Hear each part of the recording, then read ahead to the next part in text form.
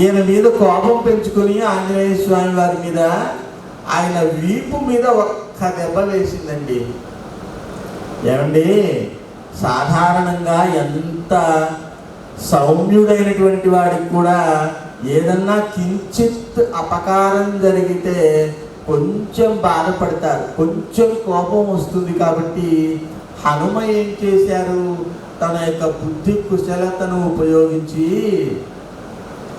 నేను ఒకవేళ కుడి చేతి యొక్క పిడికిలి బిగించి ఆ యొక్క లంకిని తల మీద ఒక్క పోటు వేశాని అనుకోండి, ఆవిడ తత్క్షణంలో ఉత్తర క్షణంలో వెళ్ళిపోతుంది.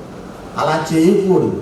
కాబట్టి ఆంజనేయ స్వామి వారు తన యొక్క ఎడమ పిడికిలిని బిగించి ఆవిడ తల మీద ఒక్క పోటు వేశారు. ఆ యొక్క పోటుతోని ఆ యొక్క లంకిని 2 గుడ్లు తేడవేసింది.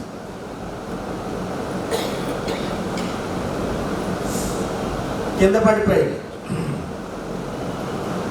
కొంచెం తడవు తర్వాత మేలుకుంది. మేలుకొని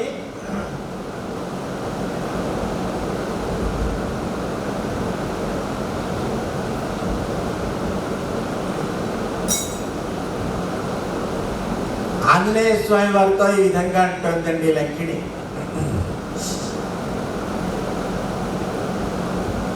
ఓ బల భీమా వానరోత్తమా,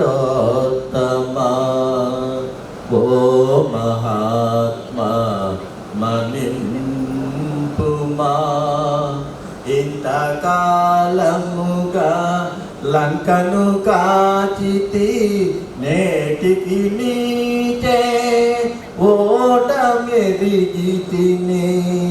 ఈనా ఓటమి లంకకు చేటని పూర్వమే